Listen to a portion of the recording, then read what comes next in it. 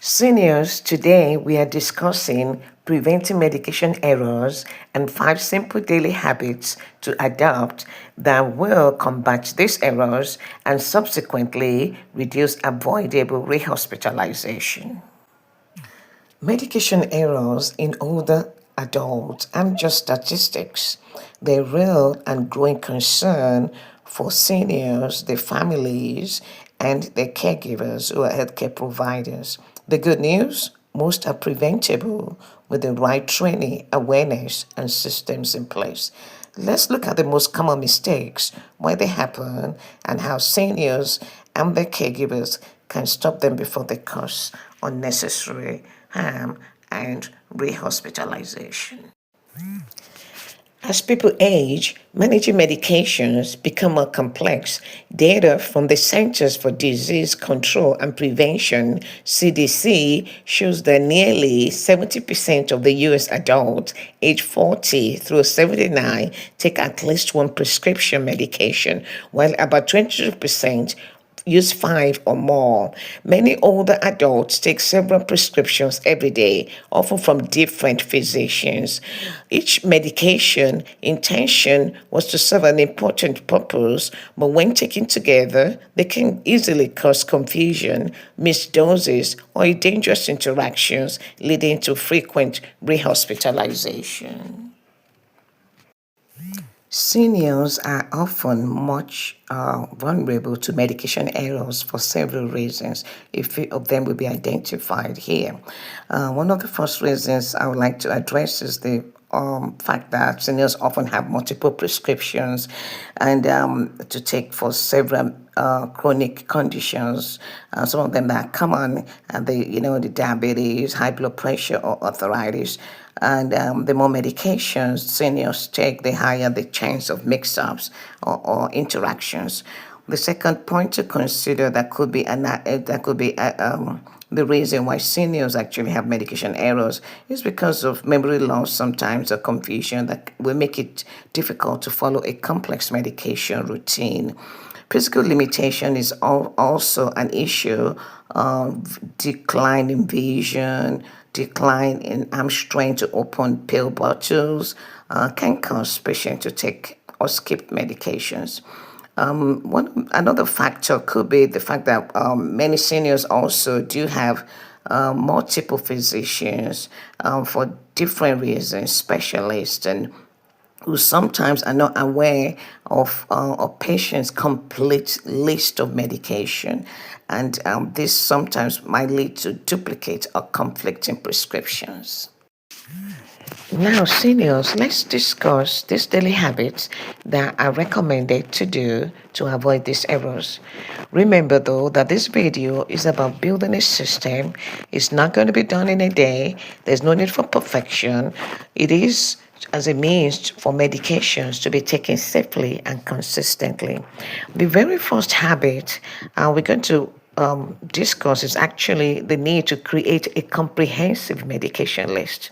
Maintaining an ongoing and updated list of all your medications you take, including your over the counter medications and vitamins, is very helpful for you and your physicians. It is recommended to bring this list to all your appointments to show it to your doctor so that they can recommend additional medications that are not going to interact with your existing prescriptions. It is also important to write down, to document whatever reactions or symptoms that you have noticed with use of your medication on your list so that you can discuss with your physician during your regular doctor's appointments. The second recommended daily habit is to use a pill organizer. Instead of opening and closing pill bottles every day, it may be helpful to organize your pills into a pill organizer at the start of each week.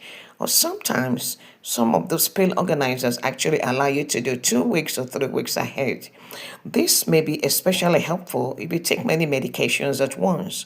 Most pill organizers contain sections labeled for each day of the week, some even including a morning container and a night container. To organize your pills, look at your medication list and make sure that you are putting in the correct amount and dose of each pill.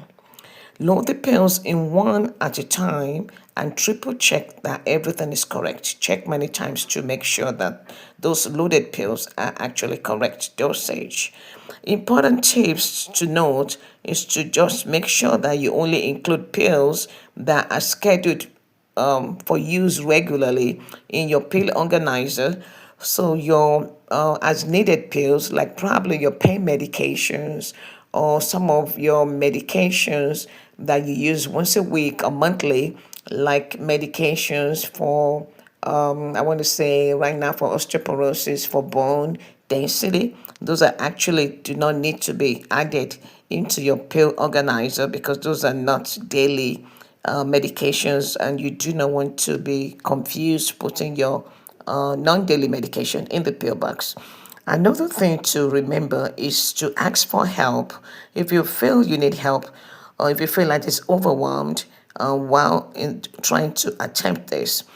Filling your pill case, always ask for the help of someone with access to your prescription or medication list, like a trusted caregiver that can get these tasks done for you accurately. The third daily habits to consider is actually setting up reminders for compliance with medications. It can be easy to forget to take your medication or believe you took them out of routine when it has not been taken. Many medications also must be taken at specific times of day or with food or very early in the morning with or without food to work properly according to the instructions. Seniors may forget doses or take them at the wrong times. That is the reason why it is important to use scheduled reminders. There are quite a few different ways of setting reminders. We have the Apple reminders, watches, we have the Google Calendar, a physical checklist, a calendar, or even a physical alarm clock. These are all tools that can be used to manage reminders on when and how to take your medication. Seniors, the fourth daily habit to consider is actually knowing your medication, being knowledgeable about the specific medication that you are taking for specific disease management. I realize that this could be of a varying degree for individual seniors, but the basic of why is this prescribed for me is so important. You want to know what are you and your physician actually is trying to manage with taking this medication. So it could be very broad. It could be okay. This is for management of, diabetes. That we're trying to manage this heart condition, or we're trying to manage my pain. So also you want to know the how of using of your medication. You want to know when to use it with other medication, use it separately, use it with food, without food, and also it is important to actually discuss with your physician the side effects, what to look out for. There's some medication that your doctor might actually tell you if you start feeling this, discontinue your medication and call. And many times you do not want to discontinue any medication without your physician's information. But some of them some of the side effects that could be life threatening, definitely your physician will inform you to discontinue medication without even immediately. That is also the reason why it's so important that we actually receive all our informed information about the medication from your pharmacist and also from your physician. It is not very advisable to get all your information from online because quite a few of that information is misinformation. It is not adequate, and many times it is not specific to your need. So there needs to be some caution in that regard. Finally, it is our responsibility to own our health, that it is preventative. Is this preventative to make sure that we are informed and we own the responsibility associated with our health in order to be able to continue to live gracefully and age well. Seniors, the number five daily habit to discuss in this video is to regularly review medications with your healthcare providers. This is so important because medication reviews with healthcare providers, including your specialist and pharmacist, will help to clear up any confusion or discrepancies that may have arisen, or even discuss the side effects. Your physicians know what medication interaction is all about. They'll be able to perform medication reconciliation, which is the process that includes comparing your current list of medication to the list of medication that they're planning or prescribing you. Many clinical and informed decisions are based on these two lists, and then they'll be able to review that and communicate the list to you. And I'm sure this is very common. That is why when you actually go for your doctor's appointment, you are told to discontinue this medication, to continue a new medication, to add to your list, to your current medication. So compliance with actually follow up with your physician is important. Some appointments are annually. You want to make sure we do not miss all those annual appointments with a specialist. Or sometimes, with your primary care doctors, you actually go in quite often, and you go in monthly. The process of actually reconciling your list during your doctor's appointment is so important, and it's crucial for ensuring that everyone is on the same page. And by the time you leave your doctor's appointment, you feel confident and equipped to be able to actually be more compliant with the medication that you've been prescribed. Seniors, I do have a bonus tip that I want to address in addition to those 5 daily habits that we already discussed.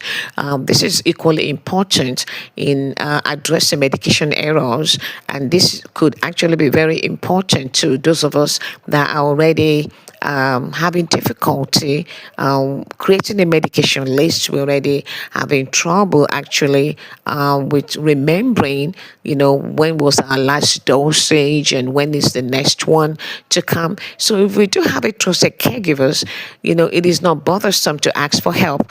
The first thing that they could do for you is to actually provide you a complete, comprehensive medication list. This will go a long way. Also, caregivers will be very useful in creating, in actually creating a pill organizer for you, which will make it so much easier.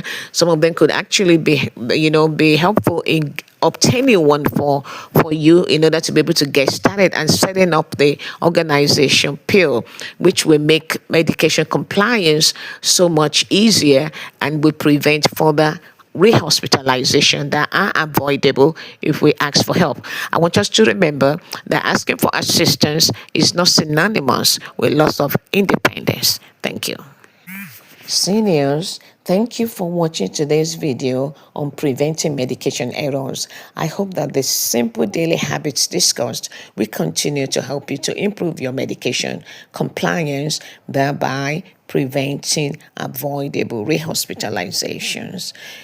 If you have enjoyed this video, please watch my next video, Stop Senior Falls, 5 Essential Home Safety Tips. These two routines work together to protect independence and reduce avoidable hospital visits. This is Elizabeth Torres from the Seniors Aging Well Circle, where we discuss relevant topics that promote seniors' independence. Please like, comment, subscribe, and share with other seniors. Thank you.